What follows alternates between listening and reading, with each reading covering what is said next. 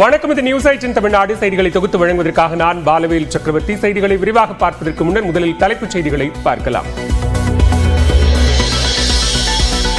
சென்னையில் அமைச்சர் உதயநிதி ஸ்டாலினை கூட்டணி கட்சி என்ற அடிப்படையில் சந்தித்ததாக கர்நாடக துணை முதலமைச்சர் டி.கே. சிவக்குமார் பேட்டி. மேகதாது அணை விவகாரத்தில் நீதிமன்ற உத்தரவை மதிப்போம் என்றும் திடக்கழிவு மேலாண்மை தொடர்பான ஆலோசனைக்கு பின் விளக்கம். We will get some relief from the court. I appeal to the Tamil Nadu government also, all the party leaders across the party. It is more beneficial to Tamil Nadu than Karnataka. Whenever the excess of rain, the Karnataka is releasing the more water to Tamil Nadu. We will respect the court order. Telangana Chhattisgarh எல்லையில் காவல்துறையினருடன் துப்பாக்கிச் சண்டை. மாவோயிஸ்டுகள் 10 பேர் சுட்டுக் கொலை.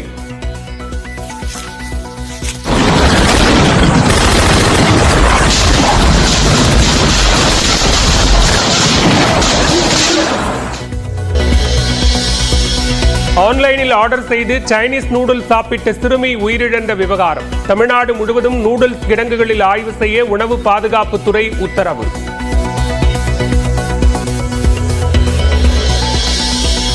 காஞ்சிபுரம் மாநகராட்சியில் திமுக மேயருக்கு தொடரும் எதிர்ப்பு. மாநகராட்சி கூட்டத்தில் தீர்மானங்கள் நிறைவேற்றப்பட்டதாக அறிவித்ததற்கு எதிராக மேயர் மீது திமுக மற்றும் அதிமுக கவுன்சிலர்கள் பேரணியாக சென்று மனு. நிதி நிறுவன மோசடி வழக்கில் தேவநாதனுக்கு செப்டம்பர் 17ஆம் தேதி வரை நீதிமன்ற காவல். 7 நாள் போலீஸ் காவல் முடிந்த நிலையில் சென்னை சிறப்பு நீதிமன்றம் உத்தரவு. விருதுநகர் மாவட்டம் திருச்சுழி அருகே சரக்கு வாகன ஓட்டுநர் கொல்லப்பட்ட வழக்கில் 4 பேர் கைது. முன்விரோதத்தில் கொலை நடந்ததாக கூறப்படும் நிலையில் மேலும் 2 பேருக்கு வலைவீச்சு. விருதுநகர் மாவட்டம் அருப்புக்கோட்டையில் மறியல் போராட்டத்தின் போது பெண் டிஎஸ்பி மீது தாக்குதல். தலைமுடியை பிடித்து இழுத்த விவகாரத்தில் ஒருவர் கைது. 3 பேரிடம் தொடர்ந்து விசாரணை.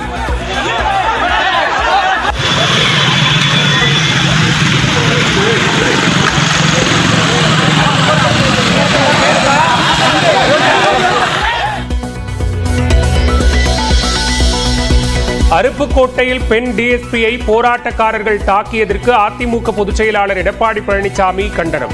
காவல்துறையினர் மீது தாக்குதல் நடத்தும் தைரியம் யாருக்கும் வராத அளவிற்கு தண்டனை கிடைப்பதை உறுதி செய்யவும் வலியுறுத்தல்.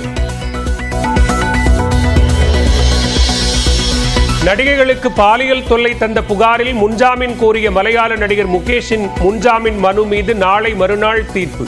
இடவேல பாபுவின் முன்ஜாமீன் மனு மீதும் வியாழக்கிழமை உத்தரவு பிறப்பிக்கிறது கேரள நீதிமன்றம்.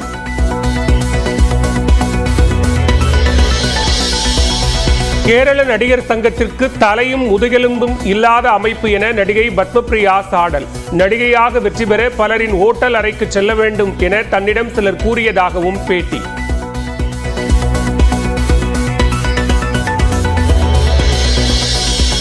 போதை பார்ட்டி நடத்தியதாக கூறிய பாடகி சுசித்ரா மீது சிறப்பு புலனாய்வு குழுவில் நடிகை ரீமா கல்லிங்கல் புகார். நற்பெயருக்கு களங்கம் விளைவிக்க முயற்சிப்பதாக அவதூறு வழக்கும் தொடர்ந்தார்.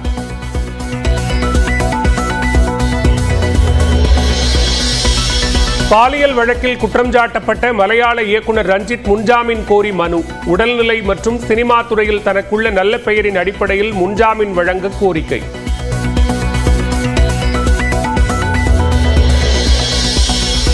பாலியல் குற்றங்களுக்கு கடும் தண்டனை விதிக்கும் வகையில் புதிய சட்ட மசோதா மேற்கு வங்க சட்டப்பேரவையில் நிறைவேற்றம்.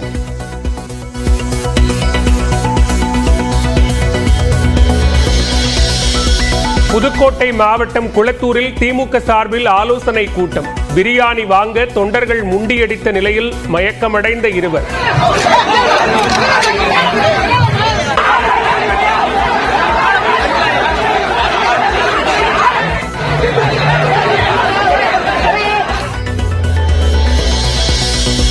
வேதாரண்யம் அருகே கோடியக்கரையில் கரை ஒதுங்கிய மெத்தபெட்டமைன் போதைப் பொருள் 3 கோடி ரூபாய் மதிப்புள்ளது என கடலோர காவல் குழுமம் தகவல்.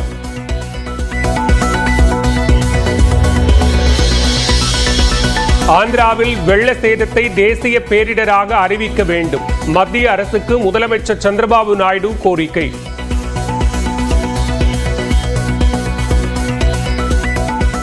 Now, first of all, they had to declare national disaster. There are some guidelines. On the basis of that, Government of India has to study and give for rebuilding who are all lost because of this disaster. அரசுமுறை பயணமாக புரூனே சென்றடைந்தார் பிரதமர் நரேந்திர மோடி. விமான நிலையத்தில் அணிவகுப்பு மரியாதையுடன் உற்சாக வரவேற்பு. சிகாகோ விமான நிலையத்தில் முதலமைச்சர் மு க ஸ்டாலினுக்கு உற்சாக வரவேற்பு. ஆரத்தி எடுத்து வரவேற்ற வெளிநாடு வாழ் தமிழர்கள்.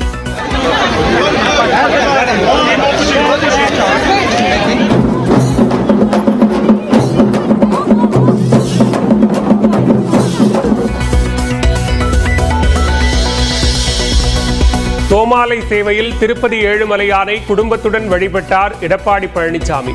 கற்பூரமேற்றி தேங்காய் உடைத்து வழிபாடு.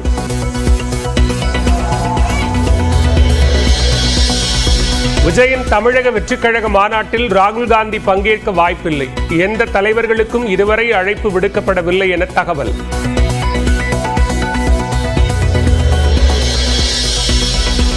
சென்னை பல்கலைக்கழகத்தின் பட்டமளிப்பு விழா இம்மாத இறுதியில் நடைபெறும் என அறிவிப்பு. கால தாமதமாகி வந்த நிலையில் ஒரு வழியாக பட்டமளிப்பு விழாவிற்கு ஏற்பாடு.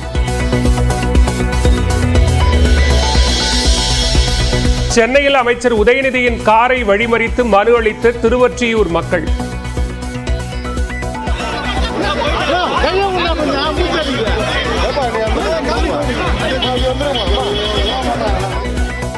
தங்கள் இடத்தை மீட்டு தர கோரிக்கை. மலையாள நடிகர் முகேஷ் தாக்கல் செய்த முன்ஜாமீன் மனு மீது நாளை மறுநாள் கேரள உயர்நீதிமன்றம் தீர்ப்பு வழங்குகிறது. நடிகரும் கொல்லம் எம்எல்ஏவுமான முகேஷ் மீது நடிகைகள் பாலியல் குற்றச்சாட்டை முன்வைத்தனர். அதன் அடிப்படையில் சிறப்பு புலனாய்வு குழுவினர் நடிகர் முகேஷ் மீது பாலியல் வன்கொடுமை வழக்கு பதிவு செய்து விசாரணை மேற்கொண்டு வருகின்றனர். இந்நிலையில் முன்ஜாமீன் கோரி கேரள உயர்நீதிமன்றத்தில் நடிகர் முகேஷ் மனு தாக்கல் செய்த நிலையில் அந்த மனு இன்று விசாரணைக்கு வந்தது. விசாரணை நிறைவடைந்த நிலையில் நாளை மறுநாள் தீர்ப்பு வழங்குவதாக கூறி கேரள உயர்நீதிமன்றம் ஒத்திவைத்தது. இதேபோன்று இடவேல பாபு தாக்கல் செய்த முன்ஜாமீன் மனு மீதான தீர்ப்பும் நாளை மறுநாளைக்கு ஒத்திவைக்கப்பட்டது. இந்நிலையில் மலையாள இயக்குனர் ரஞ்சித் முன்ஜாமீன் கோரி கேரள உயர்நீதிமன்றத்தில் மனு தாக்கல் செய்துள்ளார். அதில் கடந்த 15 ஆண்டுகளுக்கு முன்பு நடந்ததாக வங்காள நடிகை அபாண்டமான குற்றச்சாட்டை தன் மீது சுமத்தி இருப்பதாக குறிப்பிட்டுள்ளார். மேலும் மாநில விருது வென்ற பலேரி மாணிக்கம் படத்தில் அவருக்கு வாய்ப்பு வழங்காததால் தன் மீது பாலியல் குற்றச்சாட்டை முன்வைத்திருப்பதாக இயக்குனர் ரஞ்சித் கூறியுள்ளார். கேரள சலச்சித்ரா அகாதமியின் தலைவர் பொறுப்பில் இருந்து தன்னை நீக்குவதற்கு கூட்டுச்சதி நடந்ததாகவும் ரஞ்சித் குற்றம் சாட்டியுள்ளார். தனக்கு உடல் நலம் பாதிக்கப்பட்டிருப்பதாக கூறியுள்ள ரஞ்சித் கடந்த 37 ஆண்டுகளாக திரைத்துறையில் நன்மதிப்புடன் இருப்பதாக முன்ஜாமீன் மனுவில் சுட்டிக்காட்டியுள்ளார். இந்நிலையில் திரைத்துறையில் முன்னேற சில அட்ஜஸ்ட்மெண்ட்டுகள் தேவை என்று பலர் தன்னிடம் கூறியதாக சல்மான் கானின் முன்னாள் காதலியும் பாலிவுட் நடிகையுமான சோமி அலி குற்றம் சாட்டியுள்ளார். தான் திரைப்படங்களில் நடித்து வந்தபோது சினிமாவில் சாதிக்க வேண்டும் என்றால் பல்வேறு நட்சத்திர விடுதிகளுக்கு செல்ல வேண்டும் என்று பலர் தன்னிடம் கூறியதாக சோமி அலி கூறியுள்ளார். பல முன்னணி நடிகர்களின் அறைகளில் இருந்து நடிகைகள் சோர்வுடனும் வலியுடனும் வெளியே வருவதை பார்த்திருப்பதாகவும் அவர் கூறியுள்ளார். எனவே ஹேமா குழு கேரள திரையுலகம் மட்டுமின்றி இந்திய சினிமாவிற்கே ஒரு எச்சரிக்கை என்றும் சோமி அலி குறிப்பிட்டுள்ளார். பாடகி சுசித்ரா மீது நடிகை ரீமா கல்லிங்கல் சிறப்பு புலனாய்வு குழுவில் புகார் அளித்துள்ளதுடன் அவதூறு வழக்கும் தொடர்ந்துள்ளார். அண்மையில் ஆங்கில யூடியூப் சேனலுக்கு பேட்டியளித்த பாடகி சுசித்ரா போதை பார்ட்டி நடத்தி பல பெண்களின் வாழ்க்கையை சீரழித்தவர் நடிகை ரீமா கல்லிங்கல் என குற்றம் சாட்டியிருந்தார். இதனை மறுத்துள்ள ரீமா கல்லிங்கல் சுசித்ரா தன் மீது அபாண்டமான குற்றச்சாட்டை முன்வைத்திருப்பதாக இன்ஸ்டாகிராமில் பதிவிட்டுள்ளார். அத்துடன் அவர் மீது சட்டப்படி நடவடிக்கை எடுக்க உள்ளதாகவும் கூறியுள்ளார். மலையாள திரைக்கலைஞர்கள் சங்கத்திற்கு முதுகெலும்பு இல்லை என்று நடிகை பத்மபிரியா காட்டமாக குற்றம் சாட்டியுள்ளார். கேரளாவில் ஹேமா குழு அறிக்கை வெளியான பிறகு மலையாள நடிகர்கள் மீது நடிகைகள் அடுக்கடுக்கான பாலியல் குற்றச்சாட்டுகளை முன்வைத்து வருகின்றனர். இதனைத் தொடர்ந்து மோகன்லால் தலைமையிலான மலையாள திரைக்கலைஞர்கள் சங்கத்தின் ஒட்டுமொத்தமாக ராஜினாமா செய்வதாக அறிவித்தனர். இதற்கு எதிர்ப்பு தெரிவித்த டொவினோ தாமஸ், வினு மோகன், அனன்யா மற்றும் சரையு ஆகியோர் தாங்கள் தொடர்ந்து சங்கத்தில் நீடிப்பதாக தெரிவித்தனர். இந்நிலையில் மலையாள திரைக்கலைஞர்கள் சங்கத்தை கலைத்ததற்கு கோழைத்தனமான செயல் என்று நடிகை பார்வதி விமர்சித்திருந்தார். அதன் தொடர்ச்சியாக மலையாள திரைக்கலைஞர்கள் சங்கத்திற்கு முதுகெலும்பு இல்லை என்று நடிகை பத்மபிரியா காட்டமாக குற்றம் சாட்டியுள்ளார். எதன் அடிப்படையில் அவர்கள் ராஜினாமா செய்தார்கள் என்று கேள்வி எழுப்பியுள்ள பத்மபிரியா திரைத்துறையில் பவர் குரூப் இருப்பதாக சாடினார். மேலும் ஹேமா குழுவின் அறிக்கையை 4.5 ஆண்டுகளாக அரசு ஏன் வெளியிடவில்லை என்றும் பத்மபிரியா கேள்வி எழுப்பியுள்ளார்.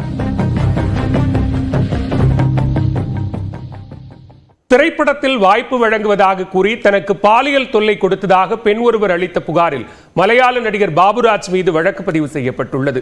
விஷாலின் வீரமே வாகை சூடும், விக்ரமின் ஸ்கெட்ச் உள்ளிட்ட படங்களில் நடித்த பாபுராஜ் மீது பெண் ஒருவர் கேரள டிஐஜியிடம் பாலியல் வன்கொடுமை புகார் அளித்துள்ளார். அதில் தான் பட்டப்படிப்பு முடித்ததும் மூணாறில் உள்ள பாபுராஜின் ரிசார்ட்டில் வரவேற்பாளராக பணியாற்றி வந்ததாக குறிப்பிட்டுள்ளார். தனக்கு நடிப்பில் விருப்பம் இருப்பதை அறிந்த பாபுராஜ் கடந்த 2019ஆம் ஆண்டு கூட்டாஷா என்ற படத்தில் சிறிய கதாபாத்திரத்தில் நடிக்க வாய்ப்பு கொடுத்ததாக அப்பெண் கூறியுள்ளார். அதன் பிறகு புதிய படம் பற்றி விவாதிக்க ஆலுவாவில் உள்ள தனது இல்லத்திற்கு வருமாறு பாபுராஜ் அழைத்ததாக புகாரில் தெரிவித்துள்ளார். அங்கு சென்றபோது பாபுராஜ் மட்டுமே இருந்ததாகவும் அன்றைய நாள் முழுவதும் தனக்கு பாலியல் தொல்லை கொடுத்ததாகவும் அந்த பெண் கூறியுள்ளார். அவரிடமிருந்து தப்பி வந்த நிலையில் அதன் பிறகும் பல்வேறு படங்களில் வாய்ப்பு வழங்குவதாக கூறி பாபுராஜ் தன்னை தொடர்பு கொண்டதாக புகார் மனுவில் தெரிவித்துள்ளார். இந்நிலையில் புகாரின் அடிப்படையில் நடிகர் பாபுராஜ் மீது பாலியல் வன்கொடுமை வழக்கு பதிவு செய்யப்பட்டுள்ளது.